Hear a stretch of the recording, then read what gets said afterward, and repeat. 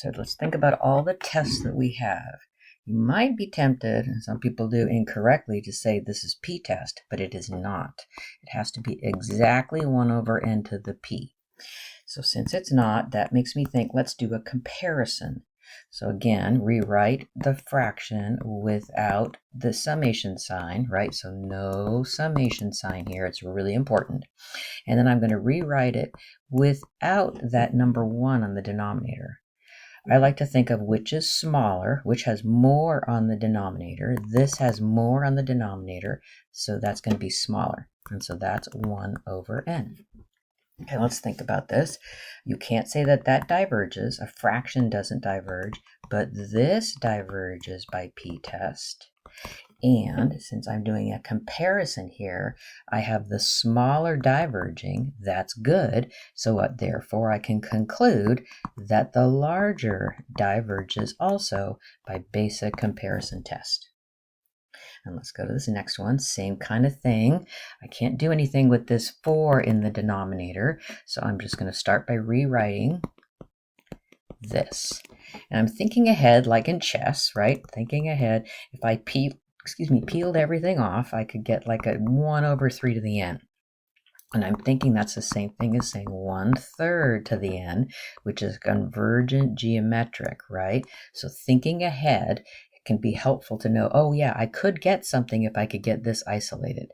So let's go over here and see what I can do. If I take off the 4, so I'd have this. This has more in the denominator, so that's smaller. And I could rewrite this, right? I could put the 2 on the outside times 1 over 3 to the n. And then if I come over here and say 2 times 1 over 3 to the n, however you want to write it, you just need to recognize, oh, that's a convergent geometric, right? Converges be geometric because you and I can both see that the a and the r would be 1/3. We pull that 2 on the outside. No need to tell me what the r and a is. No need to find the sum. I have the larger converging, so therefore I get that the smaller converges also BCT. So all of these steps are necessary. Let's go to this one. Again, I'm going to rewrite it without the summation sign.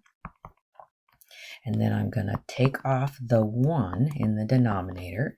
This has more in the denominator because this says subtract 1, so it looks like this.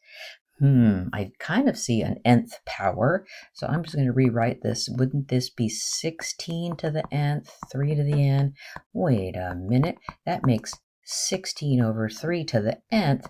That's a divergent geometric sum.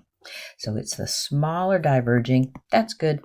So that means the larger diverges, right? So 4 to the 2n, 3 to the n minus 1 diverges BCT. So be careful. So you see how it's important to have the summation signs here when you're talking about converge or diverge, and then no summation signs when you're establishing the inequality.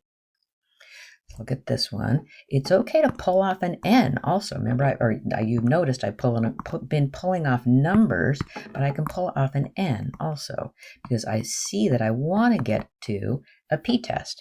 So n squared over n to the 4th. The n to the 4th I keep because it's the bigger one. So then this has more in the denominator, so that's smaller. So this is 1 over n squared. Then now I say the summation of 1 over n squared converges p-test. It's the larger, so therefore the smaller converges BCT. Okay, let's continue on with this one. Looking a little uglier. Again, rewrite it without the summation signs. And then let's just take this number 3 off. Look at that. If I take the number 3 out, this has more in the denominator. Hey, the e to the n's cancel. So that leaves me 1 over root n. So let's think about what the summation of 1 over root n does. Oh, that's n to the 1/2. That diverges by p-test. It's the smaller one, so that means that the larger one e to the n minus 3 diverges also by basic comparison test. Okay, so here we have arctangent. Okay, so let's remind ourselves what we know about arctangent. Arctangent, and we're dealing with ends, is smaller than pi over 2. That the horizontal asymptote doesn't change, and it's always going to be bigger than or equal to pi over 4. And why is that again? It's because when I'm dealing with ends usually start at 1. Maybe they start something bigger, but if I'm dealing with y equal arctangent of x, it looks like that. But since I'm dealing with arctangent of n, the smallest it'll be is here, and then it goes out to here. So it's okay to put the less than, not have to worry about putting the equal to, and sometimes the ends don't even start at 1. Like this one starts at 2. So, okay, so now what I want to do is I want to think about where do I want to go. Clicking chess, I'm looking at that denominator and I'm seeing that it will be a 1 over root n once I get numbers there. I know that that's a divergent p-test. So if I want BCT to work, so BCT will work if the smaller diverges, correct? Okay, so that encourages me to go small. So I'm going to start with that, pi over 4, arctan of n, okay. Then I'm going to divide both sides by this root n minus 1, root n minus 1. Sorry, it's kind of messy there. There. Then I'm going to think, I can't use p-test on this, right? But I can go one step further down, and then this has more in the denominator. Okay, I think I've got it now. This was all just my thought bubble, right? I've got pi over 4 times 1 over root n diverges p-test. And that's the smaller one, so therefore the larger one, the arctan of n over root n minus 1, make some room here, diverges BCT. Okay, so still thinking about that same arctangent fact, looking at this next one, number 7, I'm thinking if I, peeled away information, the big thing that's happening on the denominator down there is I see like a 1 over n squared. So because I'm thinking that's a convergent p-test, so I want the larger to converge, right?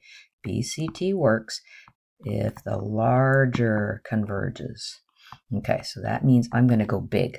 So I'm going to start off with arctangent of n is smaller than pi over 2. Then I'm going to work in this denominator. So I'm going to divide both sides by this, n plus 3. And I think I can take a couple of steps at once, because you know what we're going to do. This, if I take away both of those numbers, this would have more in the denominator, and this would be n squared. There it is. Pi over 2, the summation of 1 over n squared converges p-test. So I get the conclusion, the arctan of n, and then n plus 1, n plus 3 converges BCT. One last one, and I'm going to do it right up here. It's thinking about ln of n. So there is a fact about ln of n you need to know. It was presented in the notes. So that's ln of n is less than n. So I'm going to start with that. ln of n is less than n. And then I'm going to divide both sides by this n cubed plus n cubed plus n. Oh, look at that. And I can take another step. Take off this n, so I get n over n cubed. Well, that gives me 1 over n squared. Oh, that's a good thing, because 1 over n squared converges by p-test. So therefore, I get that this ln of n over n cubed plus n converges BCT.